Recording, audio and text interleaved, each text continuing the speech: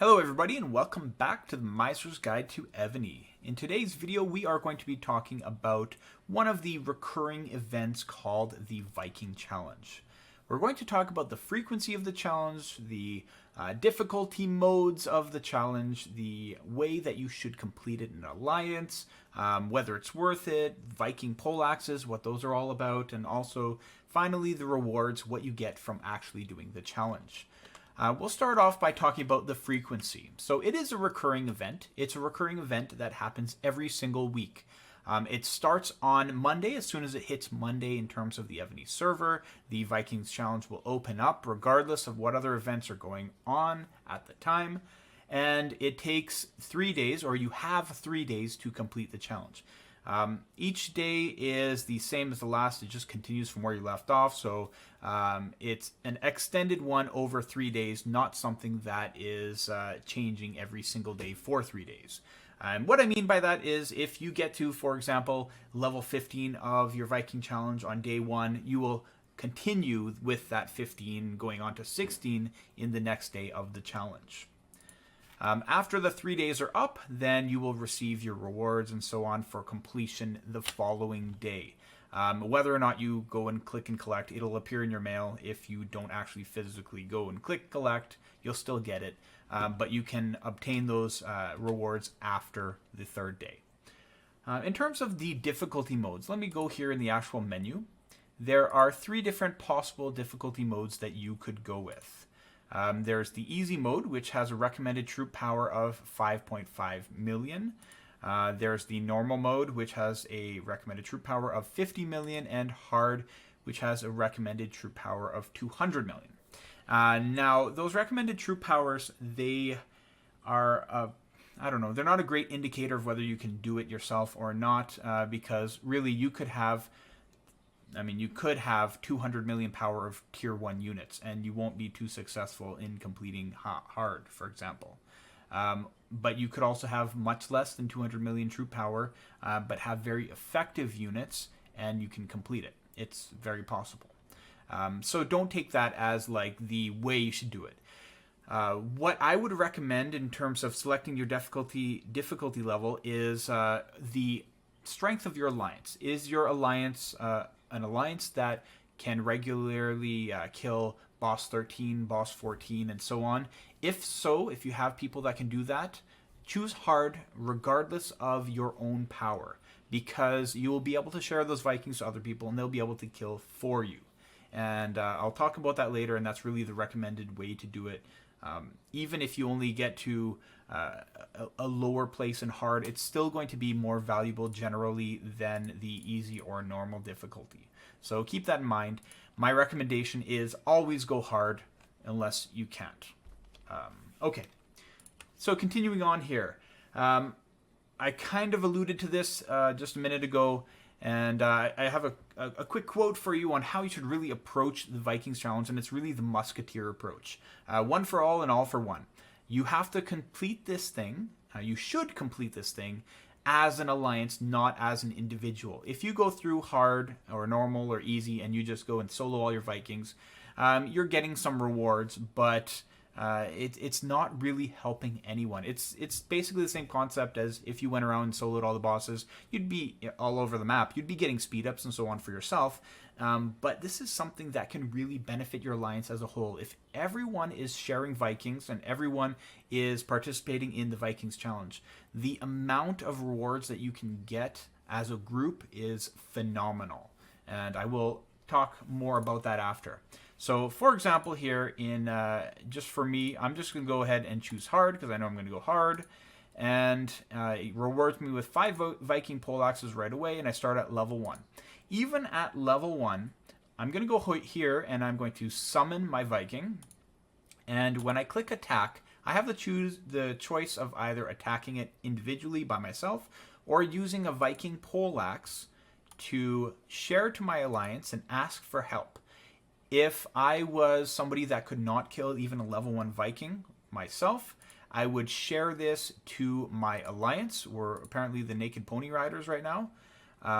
And then somebody could kill it for me. They would start an alliance war, and I would join the rally, and I would get another poleaxe for just participating in a rally.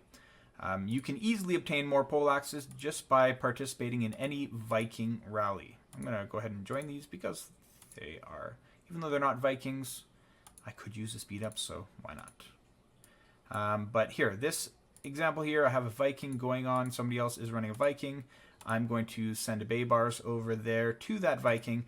When that Viking is killed, I will receive another poleaxe, which is what I need to share to my alliance. And so it kind of just, it's kind of a synergetic method of doing it. I get poleaxes by other people sharing theirs, and I can use those poleaxes to share my own.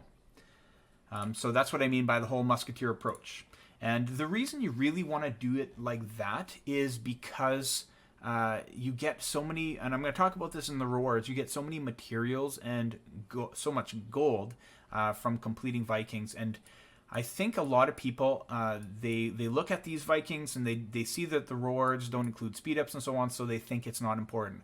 I completely disagree. I think Vikings are some of the most essential bosses to actually complete in the game. You should be doing Vikings as much as you can. The materials and gold that you get out of it are going to improve your equipment so much. It's very important to complete Vikings. I've talked about poleaxes already a little bit, and you can actually see how many poleaxes you have by going to the Viking challenge, and it's up here in the corner. Right now, after about a day and a half, I'm at nearly 200 Viking poleaxes. Like I said, you obtain them just by participating in rallies or killing Vikings. Every time you kill a Viking, whether it's your own or somebody else's, you obtain a poleaxe. And I like to use poleaxes as a measurement as well. So it kind of tells me how many Vikings I've killed, how well I'm doing in this event. If you lose your Viking, you don't know where it is, or you want to see where other Vikings are located, you can actually go back to the Viking menu. You can click Go To, and it'll take you directly to your Viking. But if you click Alliance Trial as well, it'll show you other people that have clicked Share on their Vikings that haven't had them killed yet. So I could go click Help here if this person wasn't able to run it and they hadn't shared, and I could help them complete theirs. So I'm going to go ahead and go back to mine, my level 1 here. I'm going to click Alliance War, 5-minute rally, and I'll just... That's overkill for sure.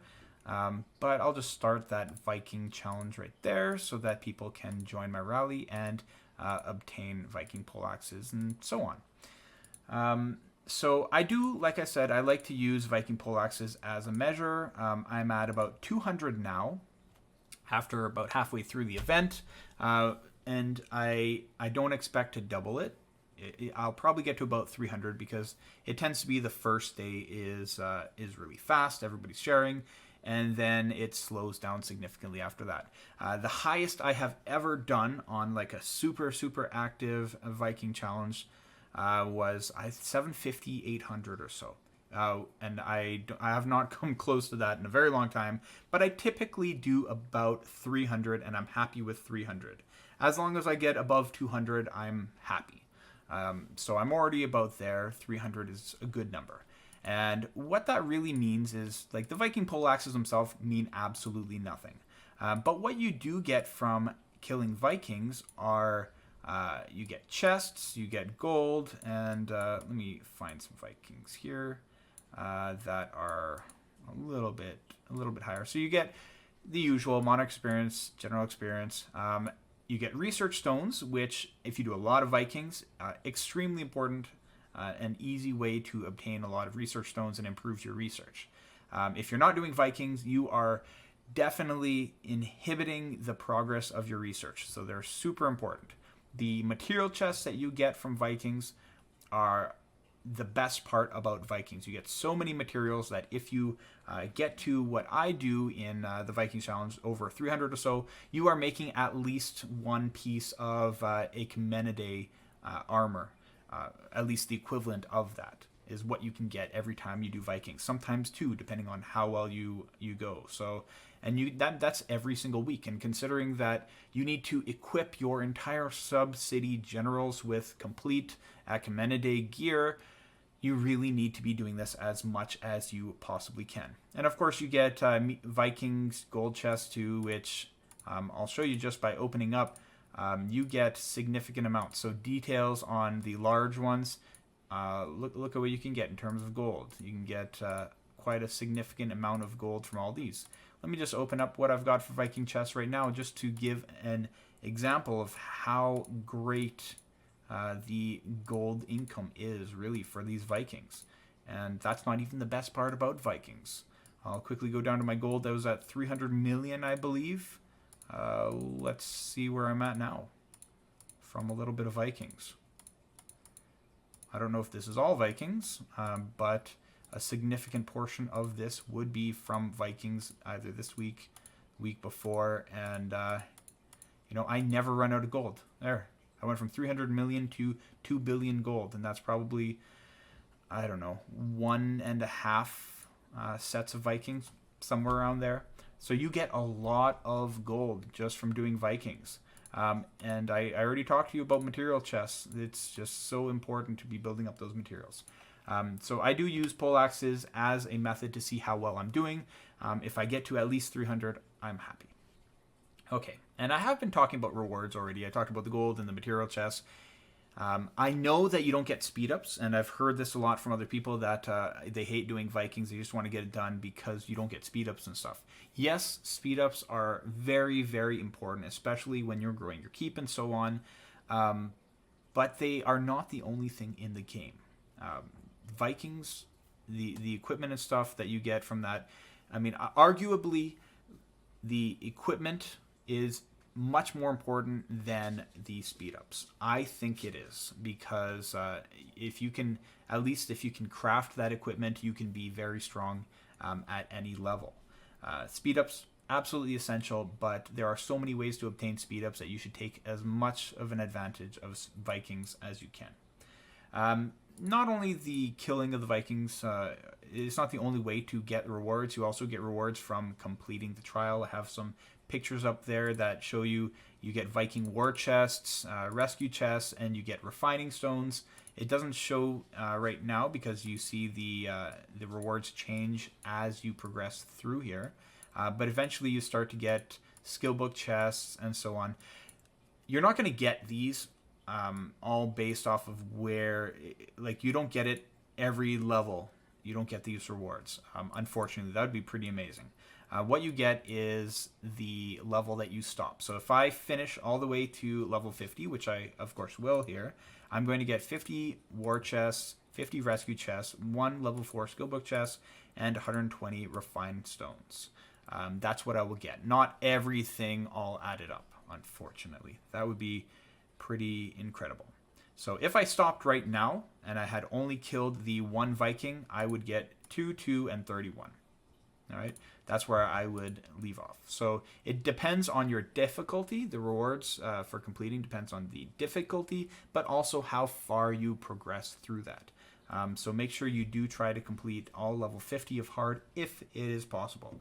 If not, then do whatever is the highest level that you can and the highest difficulty.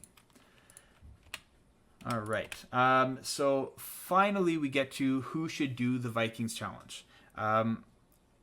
Pretty easy. Vikings are so incredibly important. Everybody should be doing it. The only exception is you might not do it to the extent that I'm doing. If you are time limited, for example, maybe you can only log in a little bit.